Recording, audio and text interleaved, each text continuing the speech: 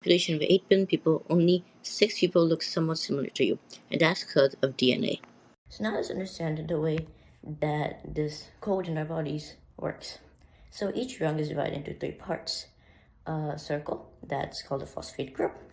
A pentagon, that's a sugar called deoxyribose, and it's where DNA gets its name, deoxyribonucleic acid, and a nitrogenous base, which comes in 4 different parts, 4 different types actually. So now that you know the basic structure of DNA and of each rung, it's important to understand those nitrogenous bases. There are 4 different types. There's adenine, thymine, guanine, and cytosine. And these nitrogenous bases that differentiate each rung from the next. So adenine is always going to match up with thymine, and guanine is always going to match up with cytosine, like shown here, actually. And this also goes for the opposite way.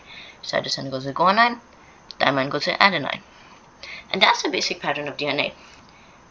And in the entire DNA, you're always going to find that except if there's a mutation. Here, this is like a DNA sequence. Here we have a mutation. Thymine, guanine. Thymine doesn't go with guanine, so this is a correct, pattern.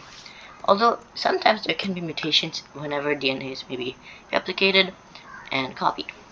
So when this happens, this is substitution, which means a letter is deleted to replace another letter.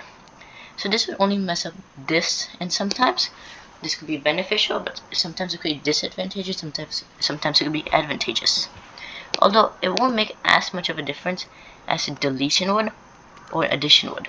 Here we added 2 adenines, and in the previous example we deleted an adenine. Then it would be a domino effect as the rest of the code after that would be altered.